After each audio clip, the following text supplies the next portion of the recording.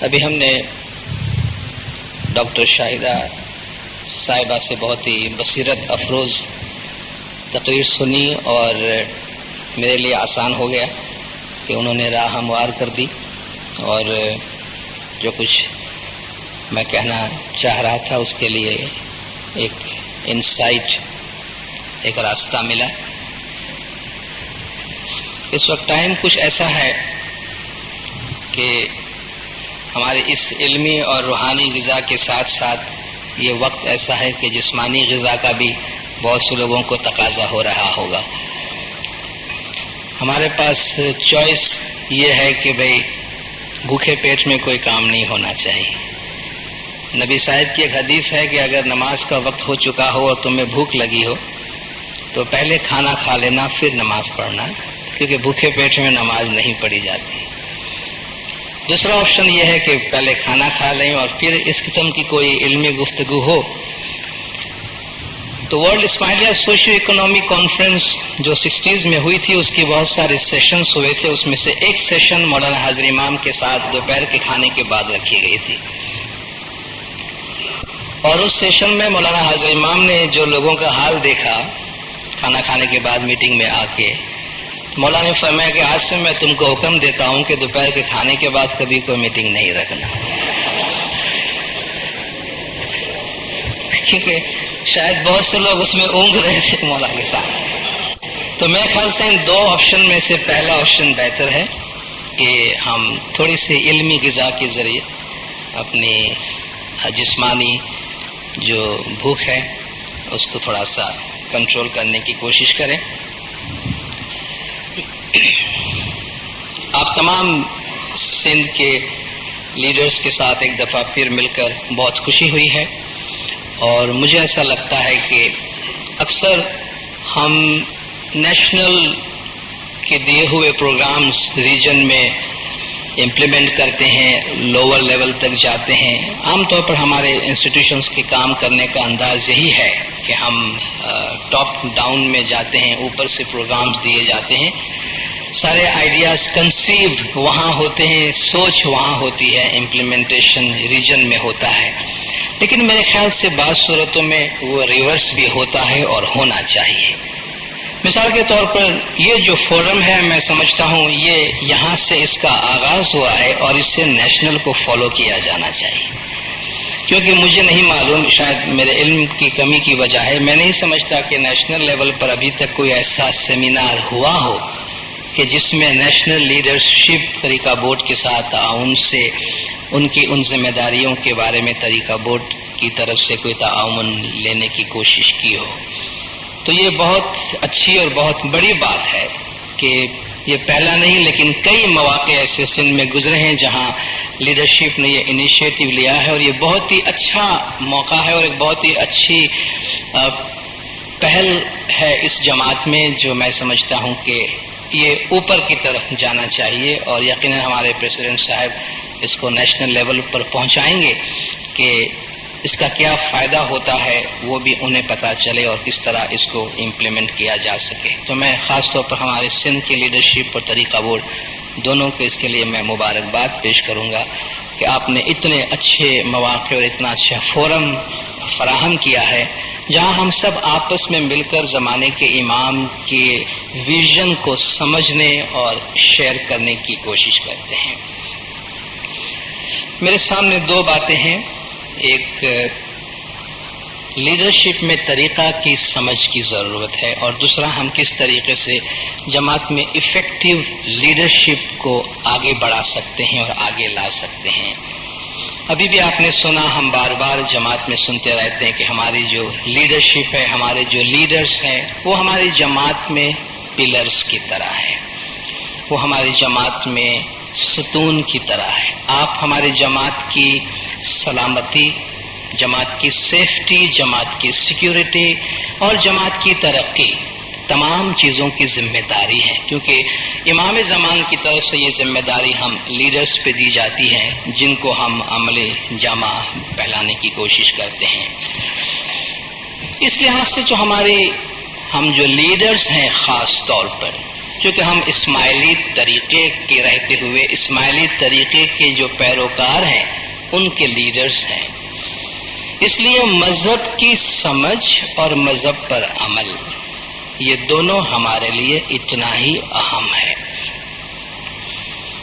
مذہب کی سمجھ اور مذہب پر عمل دونوں ہمارے لیے اتنا ہی اہم ہے کیونکہ حضرت امام نے ہمیں جماعت میں ایگزامپل کے طور پر ایگزمپلری لائف گزارنے کا حکم دیا ہے.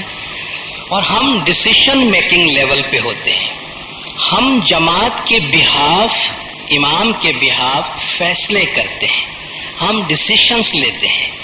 اگر ہماری گراؤنڈنگ کمزور ہے, اگر ہماری بنیادیں مذہب کو سمجھنے کے بارے میں یا اس کے عمل کے بارے میں کمزور ہے تو شاید ہم جماعت کے بہاف کوئی کمزور فیصلہ کر سکتے ہیں, اور وہ ہم سمجھ سکتے ہیں کہ پوری جماعت کے لیے کتنا نقصان دہ اور ڈینجرس ہو سکتا ہے. میں ایک دو مثال آپ کو دوں.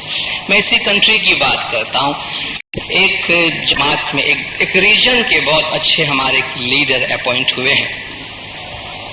طریقہ کے بارے میں ان کی سمجھ, مذہب کے بارے میں ان کی سمجھ شاید کچھ مختلف تھی, اور اس لحاظ سے انہوں نے اپنی سوچ کو جماعت میں امپلیمنٹ کرنے کی کچھ ہدایات دی کہ بھئی آپ ریلیجیس سینٹرز میں یہ چیزیں شروع کریں. ان کا پرپس کیا تھا کہ بھئی ہم کچھ ایسا کام کریں کہ باہر دوسرے ہمارے بھائیوں, مسلمان بھائیوں کے درمیان ہمارے ایکسیپٹنس میں اضافہ ہو. یہ ہمیں بہت ریجیکٹ کرتے ہیں ہماری فلان چیزوں کی وجہ سے, تو ہم کچھ تبدیلی لائیں کہ ہمیں ایکسیپٹ کیا جائے.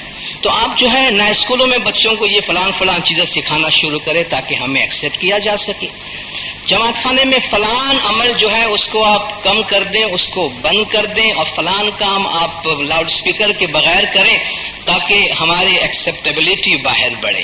کیا ہم اپنے طریقے پر اس لیے عمل کرتے ہیں یا ہم اپنے طریقے پہ بار بار اس لیے کمپرومائز کرتے رہیں گے کہ ہمیں اپنے آپ کو باہر کسی کے پاس ایکسیپٹ کروانا ہے؟ یہ کب ایسی فیلنگ آتی ہے؟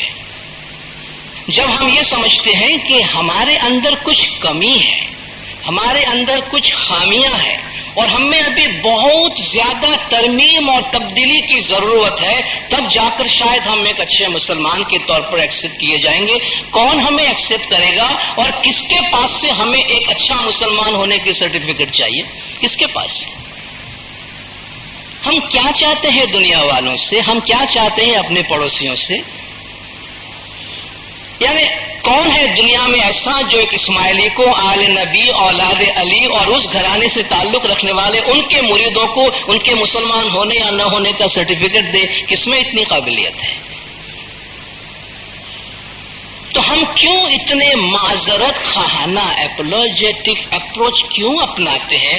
کب اپناتے ہیں؟ جب ہماری اپنی گراؤنڈنگ ویک ہوتی ہے. آف کورس امام کی ہدایت کے مطابق زمانے کے جو تقاضے ہیں اس کے مطابق ہم ضرور چلیں گے, لیکن ہماری اپنی تھنکنگ, اپنی سوچ کے مطابق زندارو ہم دنیا میں ہر قدم پر اپنے مذہب پہ کمپرومائز اور ایڈجسٹمنٹ نہیں کرتے رہیں گے. یہ ایڈجسٹمنٹ اور کمپرومائز کسی کے واسطے بھی نہیں ہوتا. وہ زمانے کا امام اپنی مرضی, اپنی اتھارٹی کے مطابق جب ضرورت سمجھے تب کرتے ہیں. اور امام نے فرمایا طریقہ کے بارے میں انٹرپریٹیشن یہ تو امام کا حق ہے, اور اس کو امام کے پاس ہی رہنے دیجیے. ابھی 11 ستمبر کے بعد دنیا بھر کے جو میڈیا ہے ان کی توجہ مسلمانوں پہ زیادہ پڑ گئی ہے. ہر ملک والے ڈھونڈتے ہیں کہ ان کے ملک میں کوئی مسلمان ہو, چلو جا کے ان سے پوچھتے ہیں کہ اسامہ بن لادن سے اس کا کیا تعلق ہے. ایک ملک ہے جہاں ہمارے اسماعیلیوں کی کچھ تعداد ہے, بہت ہائی پروفائل نہیں مگر تھوڑے بہت ہے. میں یہ بات اس لیے کر رہا ہوں کہ دیکھیے ہماری اپنی انڈرسٹینڈنگ, ہماری اپنی سمجھ کتنی ضروری ہے. تو میڈیا والوں نے وہاں ایک اسماعیلی کو اپروچ کیا, وہ جماعت میں کاؤنسلر ہے. وہ بحیثیت کاؤنسلر انہوں نے یہ سمجھا کہ یہ میرا فرض بنتا ہے کہ میں کاؤنسلر ہوں تو میں اسماعیلی جماعت کا نمائندہ ہوں.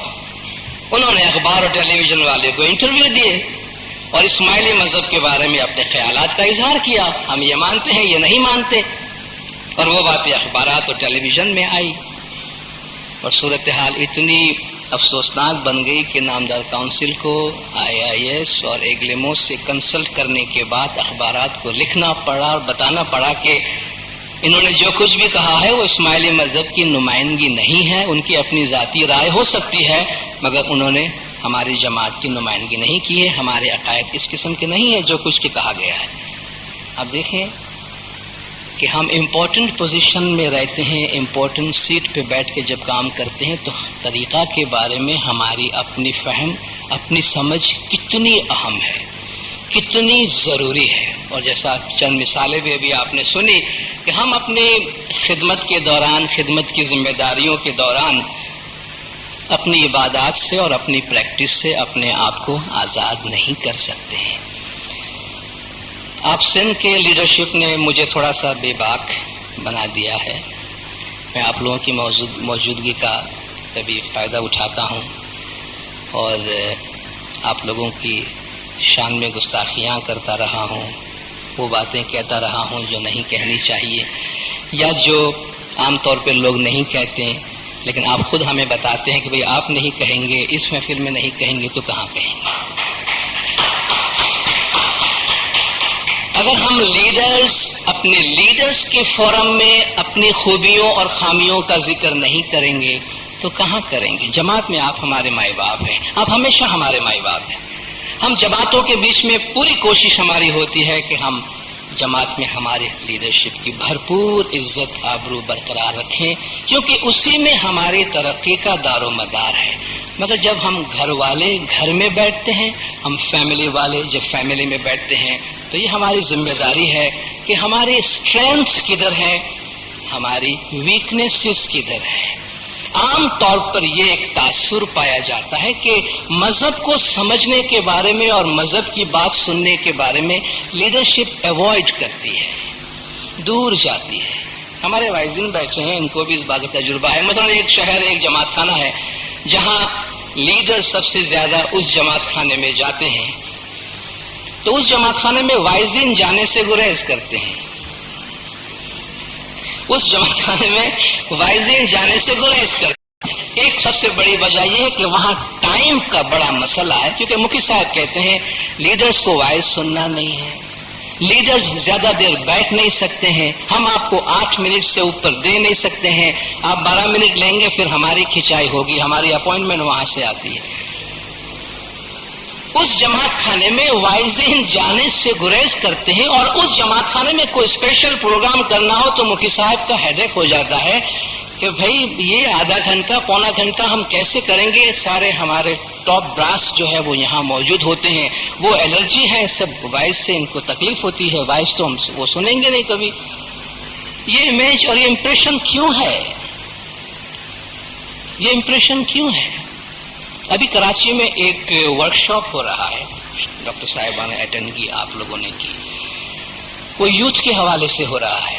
طریقہ بورڈ میں جو ہمارا یوتھ ڈیولپمنٹ یونٹ ہے وہ پورے پاکستان میں نوجوانوں کے کیا مسائل ہیں، ان کو ایڈریس کرنے کے لیے نوجوانوں کے کیا ٹریننگ پروگرامز ہونے چاہیے اور ان پروگرام میں کیا مواد دیا جانا چاہیے، ان کا سلیبس بنایا جا رہا ہے، ان کا موڈیول بنایا جا رہا ہے کہ نوجوانوں کو کیا دیا جانا چاہیے، اور اس میں مختلف ایریاز سے لوگوں نے رائے پیش کی ہے، نوجوانوں کے کیا مسائل ہیں، نوجوان کیا مسائل نوجوانوں کو کیا مسائل درپیش ہے، اور نوجوان مذہب سے اور جماعت سے اتنے دور کیوں ہوتے جا رہے ہیں۔ اور میں معذرت کے ساتھ عرض کرتا ہوں کہ بہت سارے مسائل جو انہوں نے پیش کیے ان میں سے ایک بہت بڑا مسئلہ یہ ہے کہ عام طور پر نوجوان لیڈرشپ سے بدظن ہے، عام طور پر نوجوان لیڈرشپ سے وہ بیزار ہے کہ ہم انہیں اس معیار پہ نہیں پا رہے ہیں کہ جو ہمارے ان سے توقع ہے۔ ہم ان کو جس طرح دیکھنا چاہتے ہیں کہ یہ ہمارے لیے رول ماڈل ہو، کبھی کبھی ہمارا جی چاہتا ہے کاش ہم ایسے نہ بنے جیسے کہ یہ ہے۔ وہ کہتے ہیں ہمیں جب نظر آتی ہے چیزیں آنکھوں سے ہمیں یہ شک ہونے لگتا ہے کہ کیا واقعی امام نے ان کو اپوائنٹ کیا ہے، کیا یہ حضرت امام کے اپوائنٹیز ہے، کیا یہ ہماری تقدیر کے، ہماری جماعت کے، یہ ہمارے تقدیر کے فیصلے کرنے والے لوگ ہیں۔ ان نوجوانوں کو ہم کیا کہیں، انہیں ہم کیا سمجھائیں، کیسے سمجھائیں، جب تک ہم اپنے گھر میں بیٹھ کر کچھ اپنے اندر جھانک کر نہ دیکھیں کہ بھئی اب یہ ہمارے بچے ہیں، ان کو ہماری جماعت میں رکھنا ہے، ان کے حوالے مستقبل کی باغ ڈور ہمیں کرنی ہے، تو ان کے اس مسئلے کو ہم کس طرح حل کریں. اور یہ میں صرف پاکستان کی بات نہیں کر رہا، انٹرنیشنلی ہمارے جو ینگسٹرز ہیں وہ بہت زیادہ توقعات ہم لیڈروں سے رکھتے ہیں، بہت زیادہ توقعات، اور یہ ہمیں فیصلہ کرنا ہے کہ ہم ان کی توقعات پہ پورا اترنے کے لیے کیا کریں اور کیا نہ کریں کہ جس سے ہمارے بارے میں ان کے دلوں کے اندر شکوک اور شبہات پیدا نہ ہو. تو یہ باتیں ہم اپنے لیول پہ کریں گے، تبھی ہم اس کا کوئی خلاصہ پیش کر سکیں گے. موجودہ دور میں جس صورتحال سے ہم گزر رہے ہیں، یہ پہلے کے مقابلے میں زیادہ ضروری ہو گیا ہے کہ ہم لیڈرز کو اپنے مذہب کے بارے میں انف معلومات ہونی چاہیے، کیونکہ ہم بہت زیادہ پریشر کے تحت ہیں. شکر ہے خدا کا کچھ پریشر ڈیفیوز ہو گیا ہے، تھوڑا سا پریشر کم ہو گیا ہے، لیکن ہم تھرو آؤٹ ہسٹری اس قسم کے پریشرز میں رہے ہیں.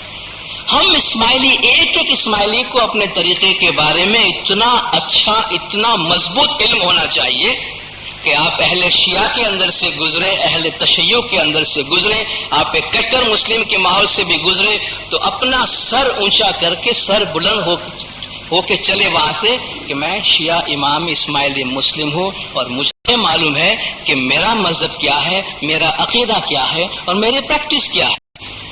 اگر یہ مجھے نہیں معلوم ہوگا تو ہر محفل میں، اب میں پہلے بھی عرض کر چکا ہوں، اب بھی میں عرض کرتا ہوں، ہم جب پبلک کے ساتھ ڈیلنگ میں ہوتے ہیں، جماعت سے باہر جب لوگوں سے ملتے بات چیت کرتے ہیں، آپ بزنس کی بات کریں، آپ ایجوکیشن کی بات کریں، آپ ہیلتھ کی بات کریں، آپ آئی ٹی کی بات کریں، آپ سائنس کی بات کریں، آپ پالیٹکس کی بات کریں، اسماعیلی بھرپور حصہ لے گا اس میں. لیکن جہاں مذہب کی بات نکلی، جہاں اسلام کی بات نکلی، اسماعیلی چاہے گا کہ یہاں سے میں اٹھ کے چلا جاؤں، کیونکہ یہ میرا کمزور ایریا ہے. کیوں کمزور ایریا ہے؟ اسماعیلیوں نے اگر پوری تاریخ میں نام کمایا ہے، جیسا ابھی آپ ڈاکٹر صاحب نے سنا، ہمارے انٹلیکچوئل ٹریڈیشن کی وجہ سے، ہمارے علمی ورثے کی وجہ سے ہم نے نام کمایا ہے، تو اس علمیت کو آج کیا ہوا ہے؟ شاید کچھ عرصے سے ہم اس طریقے سے ڈیولپ ہوئے ہیں، چونکہ ہم ہمیشہ ایوالو ہوتے ہیں سوسائٹی میں، سیکھتے ہوئے آگے بڑھتے ہیں. گزشتہ کئی اشروں سے جس طرح ہم آگے بڑھے ہیں، جس بات کا خدشہ باہر مولا ظاہر کرتے ہیں، ایسا لگتا ہے کہیں وہ ہمارے اندر بھی آنے لگا ہے کہ ہماری جو لیڈرشپ ڈیولپ ہو رہی ہے جماعت میں، اس میں بھی دین اور دنیا کے بیچ میں ہم نے فرق کر دیا ہے، جبکہ مولا فرماتے ہیں کہ ہمارے نزدیک دین اور دنیا میں کوئی فرق نہیں ہے. ہم اپنے دکان میں، کاروبار میں، اسکول میں، کالج میں، گھر میں، سب جگہ ہمارا مذہب، ہمارا دین ہمارے ساتھ ہوتا ہے. تو ہماری جماعت میں پولیٹیکل لیڈرشپ، سوشل لیڈرشپ اور دینی لیڈرشپ میں کوئی فرق نہیں ہے. ہم سب کے سب لیڈرز جو ہیں، ہم دینی لیڈرشپ میں ہیں، ہم ہمارے طریقے کے مذہبی لیڈرشپ میں ہیں. اس لیے ہماری قابلیت، لیڈرشپ کی قابلیت کی ایلیجیبلٹی کا سب سے پہلا پوائنٹ یہ ہونا چاہیے کہ ہمیں اپنے طریقے کے بارے میں کتنا علم ہے. مثلا آپ اکثر جماعتوں سے سنیں گے، اپوائنٹمنٹ کے پروسیس سے آپ لوگ گزرتے ہیں، ضرور آپ سنتے ہوں گے، بھئی ایسے آدمی کو مکھی بنا دیا، فار ایگزامپل، معذرت کے ساتھ ہم نے کبھی ان کو جماعت خانے میں نہیں دیکھا، مثال کے طور پر لوگ یہ کہتے. تو ان کی توقع کیا ہے کہ بھئی ہمیں ہماری مذہب کی پریکٹس کے بارے میں وہ لیڈ کرے جس کی حاضری صبح شام جماعت خانے کے اندر ہے. ہمیں اخلاقی معاملات میں لیڈ وہ کرے جو ایتھیکلی ساؤنڈ گراؤنڈ کے اوپر ہے. تو یہ محض کوئی ایکیڈیمک اور انٹلیکچوئل چیزیں نہیں ہیں، یہ پریکٹیکل ہے. اور آج کے اس فورم سے شاید ہم کچھ سجیشنز، کچھ تھاٹس ڈیولپ کر سکیں کہ بھئی آخر کیا کیا جا سکتا ہے، ہم کس طریقے سے ان دونوں چیزوں کو آپس میں ملائیں. اور اس کا طریقہ کار ایک یہ ہو سکتا ہے کہ ہم روٹین بیسس پر طریقہ بورڈ اور کاؤنسل، تمام لیڈرشپ کا انٹریکشن کے پروگرامز رکھیں، جہاں ٹائم ٹو ٹائم ایسے لیکچرز پروگرام ہو، ٹیلر میڈ کچھ ریفریشر پروگرامز ہو کہ جن کے ذریعے سے لیڈرشپ کو یہ بتایا جا سکے کہ ہماری، فار ایگزامپل، ہماری ہسٹری کیا ہے، ہماری تاریخ کیا ہے، قرآن کے بارے میں ہمارا اپروچ کیا ہے، وہ کون سی چند 10 15 20 قرآنی آیات ہے، بھلے ہم آیات زبانی یاد نہ کریں، ترجمہ یاد کریں کہ جو ہم کسی بھی مرحلے پہ کسی بھی پلیٹ فارم میں کسی کے ساتھ ڈسکس کر سکتے ہیں کہ دیکھیے قرآن میں خدا کا یہ فرمان ہے، ہمارا طریقہ اس پہ بیس کرتا ہے، ہمارا انٹرپریٹیشن کیا ہے۔ شریعہ کے بارے میں ہمیں 4 آدمی نے گھیراؤ ڈال دیا، پوچھ لیا آپ یہ نہیں کرتے، یہ نہیں کرتے، یہ نہیں کرتے، اور میں سن کر آ کر کہنے لگا بھائی ہاں یار ہم تو یہ تو کچھ کرتے نہیں ہیں، جب تک ہم یہ نہیں کریں گے ہمیں مسلمان نہیں سمجھیں گے۔ تو اس طریقے سے ہر محفل میں ہر جگہ ہم ہتھیار ڈال کے تو نہیں آ سکتے ہیں۔ تو طریقے کے بارے میں، ارکان کے بارے میں، شریعہ کے بارے میں ہماری کیا انٹرپریٹیشن ہے، اور سب سے بڑھ کر امام زمان کا کیا مقام ہے، دین میں امام زمان کی کیا اتھارٹی ہے، دین اسلام کا سب سے بڑا ستون جو زمانے کے امام ہے ان کے ساتھ ہماری وابستگی ہے، اس سے ہم طاقت حاصل کریں، ان سے ہم وسیلہ حاصل کریں اور مضبوط کریں اپنے آپ کو۔ میں بیٹھے بیٹھے یہاں دیکھ رہا تھا کہ ہر لیڈر جو ہے، آپ اپنے لیڈر کے سپیلنگ کے ساتھ اپنے لیڈر کو 2 لیٹر سے سپیل کریں، آپ اس کو ایل سے بھی کریں، آپ اس کو آر سے بھی کریں، کہ ہر لیڈر کو ریڈر ہونا چاہیے۔ جب تک وہ ریڈر نہیں ہے، وہ پڑھتا نہیں ہے کچھ، وہ لیڈر بننے کے قابل نہیں۔ اور میں کہتا ہوں جو آدمی ریڈنگ ہیبٹ نہیں رکھتا، جو شخص کچھ ریڈ نہیں کرتا، پڑھتا نہیں، کچھ اچھی کتابیں نہیں پڑھتا، اس کے علم میں کہاں سے اضافہ ہوگا کہ وہ زمانے کے ساتھ چل سکتا ہے؟ ہر لیڈر جو ہے وہ ہمیشہ اس کے پاس ایک کتاب ضرور ہو، بہت زیادہ نہیں، مہینے میں آپ اگر اپنے بیڈ سائڈ پہ ایک کتاب رکھ کے رات کو سونے سے پہلے 15-20 منٹ بھی ایک کتاب پڑھیں صرف، تو آپ مہینے 2 مہینے میں ایک اچھی کتاب ختم کر سکتے ہیں، اور ہم سمجھ سکتے ہیں کہ اس سے ہمیں کتنا علم مل سکے۔ اور علم کے ساتھ ساتھ وزڈم اور سکون، کہتے ہیں نا کہ ریلیکسیشن کا سب سے اچھا طریقہ کسی اچھی کتاب کا مطالعہ ہے۔ دنیا میں انسان کا سب سے اچھا ساتھی اگر کوئی ہے تو وہ کتاب ہے، جن کی پرورش ڈاکٹر صاحبہ کر رہے ہیں آج کل بڑی اچھی طریقے سے۔ اس کے بغیر چھٹکارا نہیں ہے۔ ہماری ریڈنگ ہیبٹ ہو، اور ڈاکٹر صاحبہ نے چند کتابوں کا جس طرح حوالہ دیا، کیوں نہ ہم کوئی پیکیج ڈیولپ کریں چند کتابوں کا، یا کچھ مٹیریل لے کر ہم ایک ٹیکسٹ بک تیار کریں کہ جو ہر اپوائنٹڈ لیڈر کے پاس ہونا چاہیے، اور جس کا پڑھنا اور جس کو سمجھنا اس کے لیے لازمی ہونا چاہیے، کہ اس کتاب کو پڑھنے کے بعد کم از کم اپنے مذہب کی سمجھ اور اپنے مذہب کی پریکٹس کے بارے میں اس کے ذہن میں کوئی سوال اور کوئی ڈاؤٹ نہیں رہنا چاہیے۔ اور میں چاہوں گا کہ اس خیال کو ہم سب وائزین طریقہ بورڈ نامدار کونسل آپ نے انیشیٹو لی ہے، اور مولا آپ کے اس کام کو اور مبارک کریں کہ اس سوچ کو آپ پاکستان میں پھیلا، اور یقیناً میں سمجھتا ہوں اگر پاکستان میں ہم اس کو پراپرلی گراؤنڈ کر سکیں، یہ دنیا بھر کی ہمارے لیڈرشپ کے لیے ایک بہت اچھی مثال ہو سکتی ہے، اور ایک ٹرننگ پوائنٹ ہو سکتی ہے ہمارے جماعت کے لیے، کہ امام زمان کی خواہش کے مطابق ایک بہت ہی اچھی لیڈرشپ ہم اپنی جماعت کو دے سکیں۔ جو ہماری لیڈرشپ کی اپوائنٹمنٹ ہے، لیڈرشپ میں جو ہمیں مقام مولا نے دیا ہے، وہ ایک بصیرت ہے، ایک انسائٹ ہے، ایک باطنی آنکھ مولا نے ہمیں دی ہے۔ اس کی جو روشنی ہے عبادت سے، بندگی سے، ذکر سے حاصل ہوتی ہے۔ ڈاکٹر صاحبہ سے بھی آپ نے سنا۔ ہمارے ایک اور پریویس لیڈر تھے، آپ میں سے بہت سے لوگ جانتے ہیں، کراچی میں پاکستان کے اس وقت ایجوکیشن بورڈ ہوا کرتا تھا، وہ ایجوکیشن بورڈ کے ایڈمنسٹریٹر تھے بدرالدین بھامانی، آپ نے ان کا نام سنا ہے، ایجوکیشن میں کافی کام کیا انہوں نے۔ ان کے حوالے سے بات ہم نے سنی، اور پھر ان سے خود ہم نے اس کی تصدیق کی۔ میں نے ان سے پوچھا کہ آپ کے بارے میں یہ بات ہم نے سنی ہے، تو آپ بتائیں گے کہ یہ کیا بات تھی؟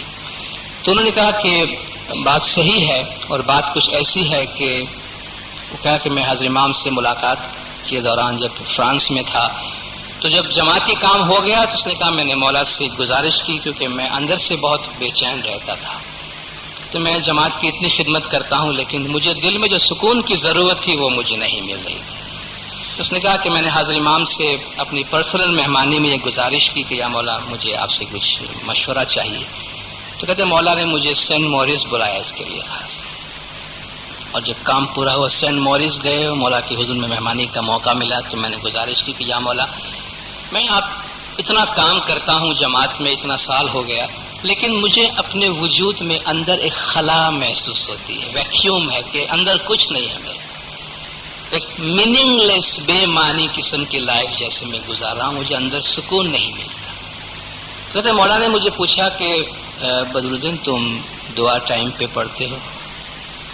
دیکھیے وہ ایک ملک کا نیشنل لیڈر ہے، اس طرح بھی آپ نے سنا نا کہ آپ میرا ٹائم الگ رکھیں، عبادت کا ٹائم الگ رکھیں، وہ کمپرومائز نہیں ہوتا نا. مولا نے پوچھا کہ تم دعا پڑھتے ہو؟ کہ خداوند شام کے وقت تو لیڈرشپ نارملی جماعت کے کام میں بیزی ہوتی ہے، تو دعا کا ٹائم بھی گزر جاتا ہے، تو میں شاید وقت پہ دعا نہیں پڑھتا ہوں. اور شاید انجان پنے میں ہم میں سے بہتوں سے ایسا ہوتا ہوگا کہ ہم شاید یہ سمجھ لیتے ہیں کہ میں جماعت کا کام ہی تو کر رہا ہوں، نہ دعا نہیں پڑھا تو کیا ہوا، بعد میں پڑھ لیں گے دیکھا جائے گا.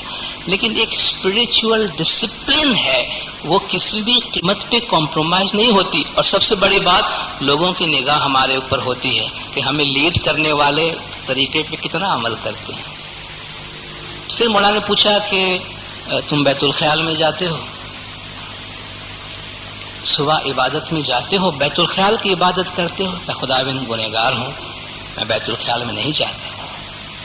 مولانا فرمایا دیکھو بدرالدین، اس وقت تم نے مجھے ایک ٹائم دیا، میں نے تمہیں ایک ٹائم دیا، تمہارا اور میرا ایک اپوائنٹمنٹ تھا جس کے نتیجے میں تم میری ملاقات کو آئے ہو. یاد رکھو ہر روز صبح 4 بجے تمہارے امام کے ساتھ تمہارا ایک اپوائنٹمنٹ ہے.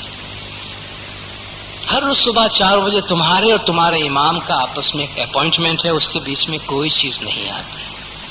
تو آپ دیکھیں ہم خدمت میں ہماری ساری اچھائیاں جو ہم کر رہے ہیں وہ اپنی جگہ ہے، مگر فیتھ کی وہ ہمارا جو ذاتی پرسنل ریلیشن شپ جو امام مرید کا ہوتا ہے، اس کے بیچ میں کوئی کام نہیں آتا. اور وہ عبادت ہے، بندگی ہے، بصیرت ہے، جس سے ہمیں وہ روشنی حاصل ہوتی ہے جس سے ہم جماعت کو صحیح معنی میں لیڈ کر سکیں. تو ہم اس چیز کو آج ریزالو کر سکتے ہیں کہ تمام ہمارے جماعتی لیڈرشپ کو طریقہ کے بارے میں کافی حد تک معلومات ہو کہ جس سے وہ کسی بھی سوال سے اپنے اندر کمی اور خامی محسوس نہ ہو. اور اس سے بھی بڑھ کر جو مولا نے فرمایا کہ آپ اگر جماعت میں لیڈ کرتے ہیں، جماعت میں لیڈر ہیں، تو آپ سے کیا توقعات کی جاتی ہیں. شروع میں بھی آپ کے سامنے یہ فرمان پڑھا گیا، میں تھوڑا سا اس کا حصہ صرف دہراتا ہوں. امام نے فرمایا کہ you represent here the institutions of the Jamaat and I want to remind you that as leaders of the Jamaat looks to you to provide leadership, example, نمونہ. ہم صرف اپنی ذات میں جھانک کر اتنا دیکھیں کہ ہم کیا نمونہ دے رہے ہیں جماعت کو. مجھے دیکھ کر جماعت کیا سیکھ رہی ہے یہ مولا نے ہمیں بتایا ہے. مجھے دیکھ کر یا ہمیں دیکھ کر جماعت کیا لیسن لے رہی ہے، کیا سیکھ رہی ہے. اور کتنا ڈیلیکیٹ میٹر ہے ہمارے لیے، advice and guidance. And therefore it is up to you to be careful to abide by the فرمانس. میرے تمام فرامین پہ عمل کرو that I have made on the 2 aspects of your life. آپ کی دونوں زندگیوں میں توازن کے لیے جو ہم نے بات کی ہے. You may be leaders in the Jamaat, you may be wealthy in a worldly manner, in a comfortable position. Still, I wish you that you should be regular in your prayers, humble in your responses to the Jamaat, assist them wherever possible and give them good advice. بھلے آپ leaders ہیں، پیسے والے ہیں، مولا نے فرمایا آسودہ حالت میں ہیں، مگر جماعت کو ایک اچھی اگزامپل آپ دے. اور امام سلطان محمد شاہ صلوات اللہ علیہ کا ایک بہت ہی اچھا ارشاد مبارک کراچی شہر کا مولا کا یہ فرمان ہے. لیڈر سے مولا بات کر رہے تھے. 22 نومبر 1903 کا یہ فرمان ہے کہ مولانا فرمایا جن کو ہم نے عملدار مقرر کیا ہے انہیں اپنے مقام کا خیال کرنا چاہیے.